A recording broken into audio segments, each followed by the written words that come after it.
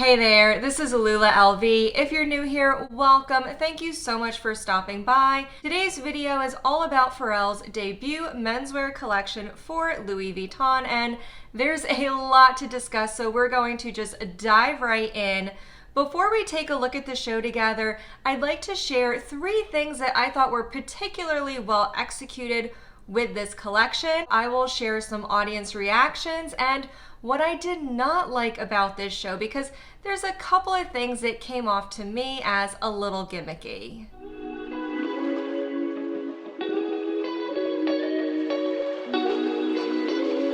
Let's start off with what I thought was particularly well done with this collection.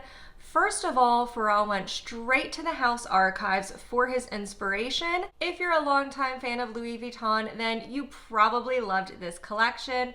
Throughout the show, there were Easter eggs referring to prior Louis Vuitton collections, and all the looks were heavily based on Louis Vuitton house codes and iconography, but with a fresh interpretation that incorporated some of Pharrell's own personal style.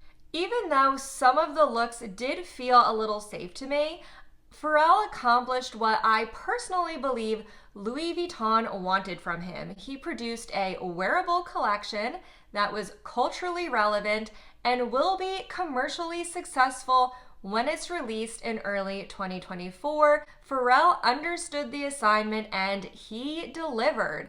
Was it the most creatively exciting menswear collection?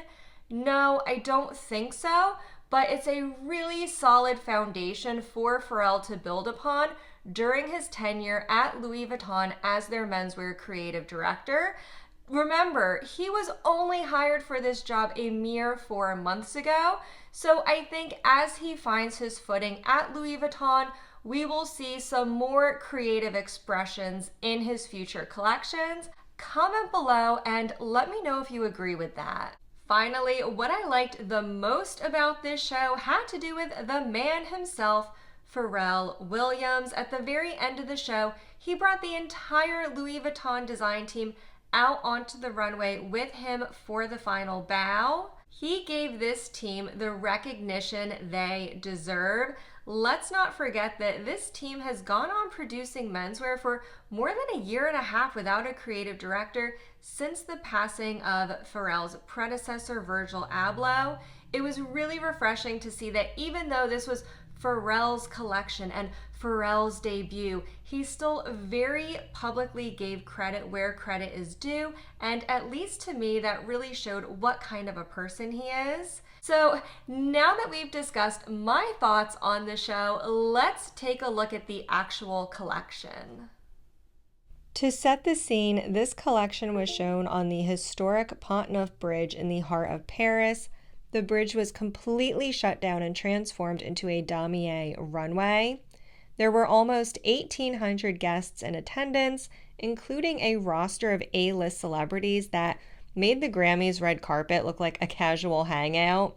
Just a few of the standout guests included Louis Vuitton ambassadors Zendaya and Jaden and Willow Smith, as well as Kim Kardashian. Louis Vuitton collaborators attended, including Nigo and Murakami, which perhaps was a ray of hope for all the fans praying for another Murakami collab. There was also A$AP Rocky and Rihanna, who starred in the campaign officially unveiling this collection. And of course, there was Beyonce and Jay-Z, who performed outside with Pharrell on the Pont-Neuf Bridge after this show. Now, let's take a look at the actual show. It started off strong with a handful of looks in a new print called Damouflage, which is basically a pixelated damier print in camouflage colorings. Even some of the looks that weren't Damouflage heavy, like look 1, still had Damouflage in it. So as I said, this is a combination of damier and camouflage. Expect to see this a lot. This was really heavy in the first half of the show. We will be seeing this print on ready-to-wear, bags, shoes, and a whole variety of accessories. Pharrell has also famously collaborated with Chanel in the past, and you can see those influences coming through in these pieces. For example, the jacket on the left is very Chanel with the way that it's cut, the fabric that's used, and also the pearl button details. There were a ton of pearls used in this show. A lot of these looks were paired with a chunky Mary Jane-esque loafer worn with frilly white socks with pockets, and again, those pearl details, very Chanel-esque. Here's the soft trunk in camouflage, blinged out in crystals, and accompanied with a graduated pearl chain. Very unique. In terms of leather goods, a print that particularly spoke to me, I love this, is a leather print with the LV monogram spaced out on it. We saw a lot of these bags on the runway, particularly in this black and silver colorway, but we did also see a few pieces in brown as well as beige with the gold monogram on them. I absolutely love these. I really hope they're produced and they're not too expensive when they hit stores. Here's a few unique pieces. In the middle, it looks like there's an East-West Alma as well as a bowling ball bag. The regular Alma is on the left. I have my eye on that one. Going back to the ready-to-wear, there were several pieces in monochromatic pixelated damier. We saw black, gray, and denim in particular. I love this print. It's very similar to the camouflage, but more refined in these colorways, even the denim.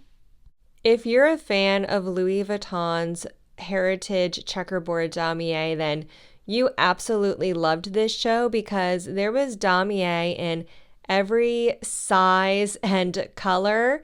Here are some ready-to-wear pieces in a black and brown or burgundy damier check. There was a blue and black damier check, and you can see from these canvas pieces all different colors: red, yellow, green, blue. For the green damier ready-to-wear, there were a whole variety of colors and sizes available, as you can see here. Going back to the leather goods, here's a close-up of just a few of the bags we saw on the runway.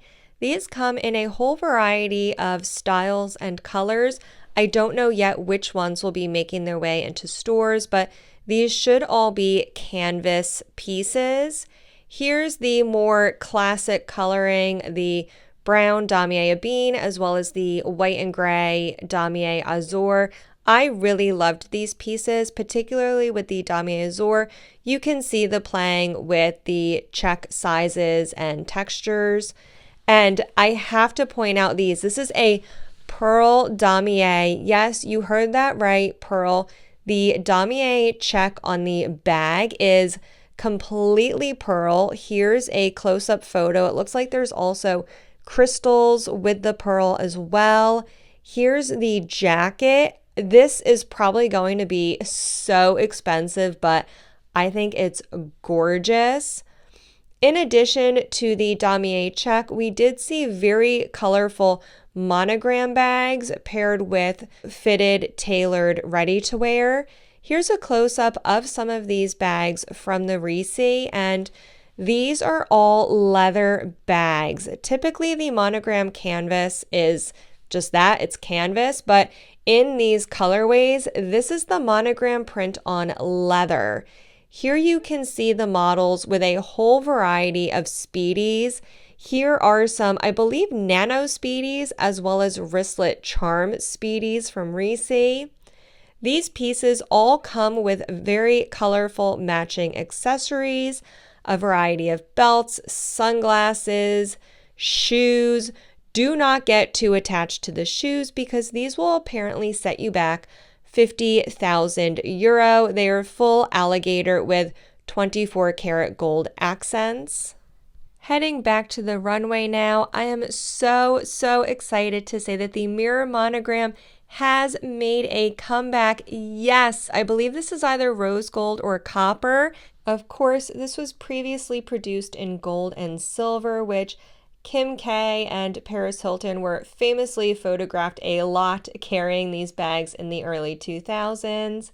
Here are the pieces from Reese. There's an Alma, I believe GM, a Christopher backpack We also saw a soft trunk as well as hard-sided trunks in this colorway. I really hope they do a lot in the mirror monogram and eventually some more women's bags as well. Going back to the runway, the show closed out with this look featuring the Millionaires Speedy, and I will be sharing all of my thoughts with you about this bag in a couple minutes, so keep watching. Now that we've had a chance to review this collection together, let's look at some of the reactions to this collection.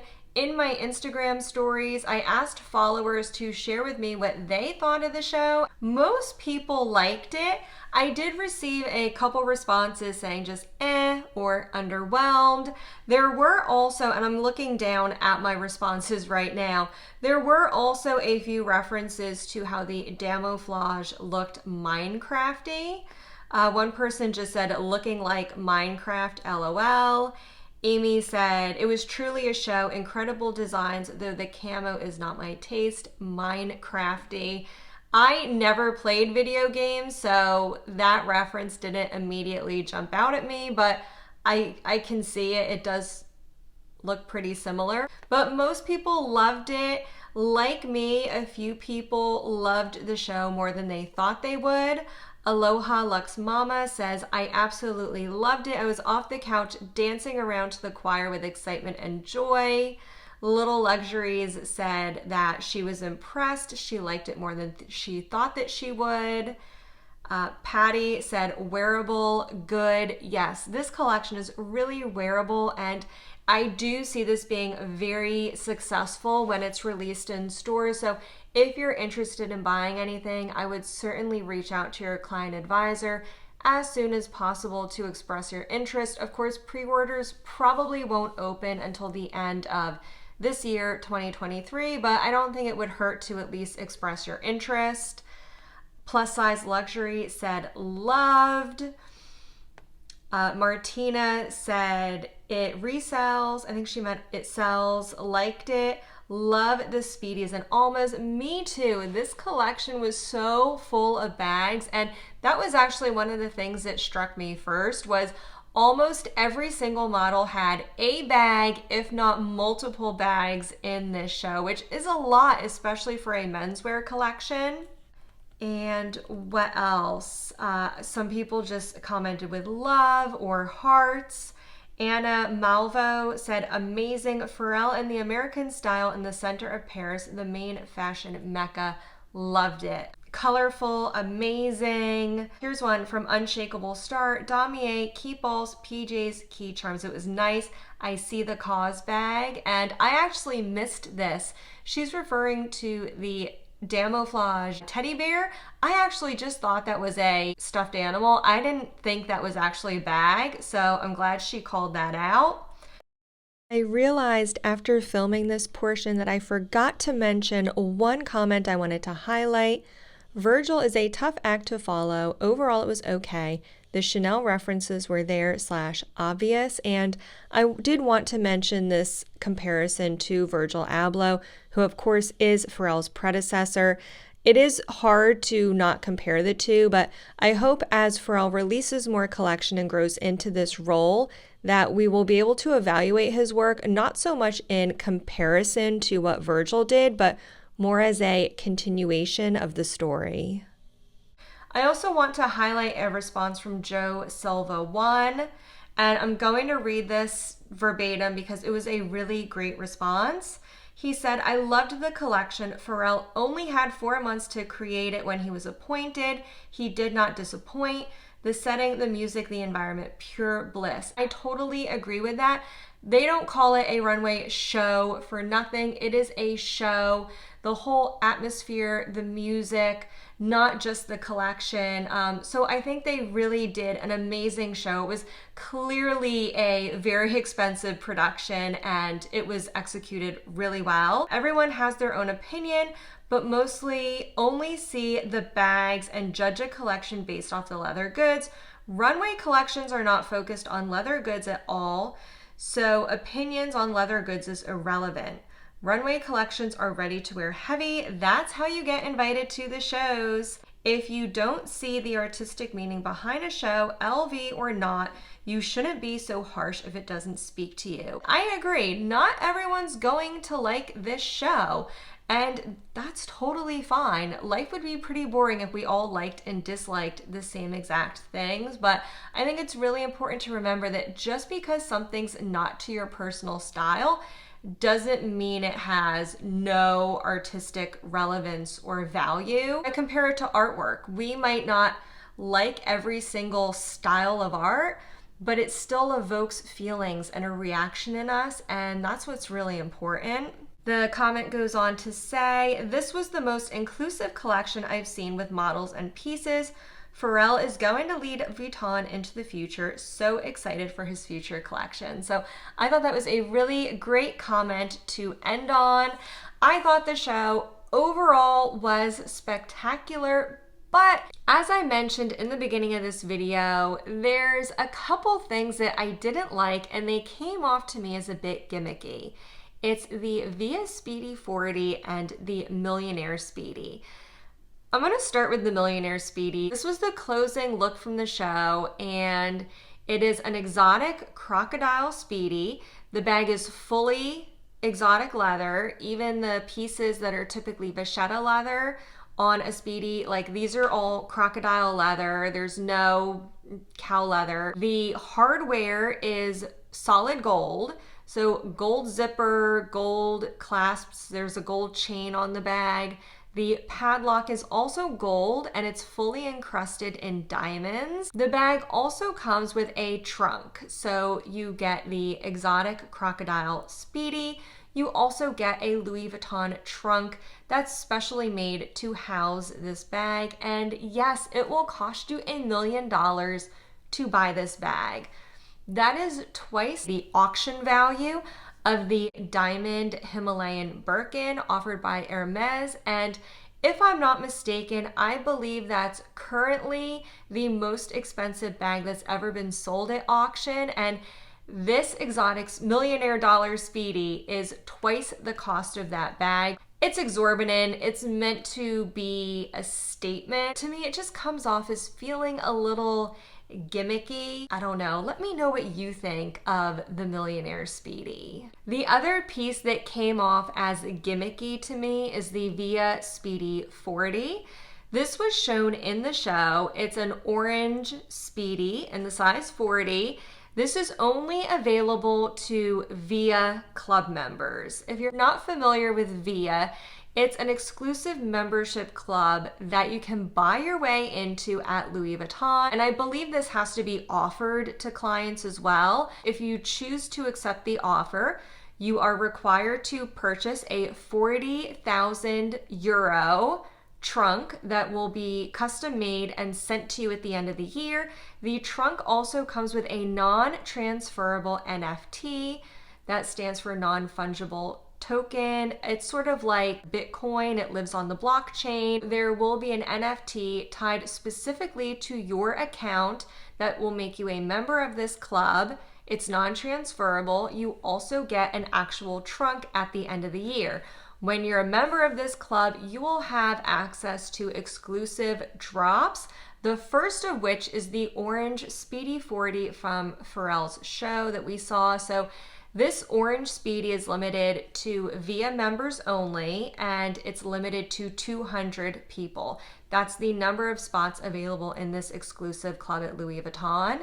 So you have to buy your way into this club, then you have to buy the Speedy, which I believe will cost 9,000 euro, which is just a leather bag. We're not even talking an exotic bag for $9,000. Again, you get an NFT of the bag as well, in addition to the physical piece. To me, it just seems really gimmicky. I don't think they had to do this, but I don't know. Let me know what you think. If you're interested in learning more about this program and NFTs in general, let me know, because I would like to actually do a full video on this topic if there's enough interest. So those are all of my thoughts, the good and the bad, about Pharrell's debut collection at Louis Vuitton. As always, comment below. Let me know what you thought about this, but please just try to be respectful in your comments. If you're new to my channel, I do encourage you to click that subscribe button before you go, and don't forget to come back every Wednesday and Friday for new videos. I'll see you in the next one. Bye-bye now.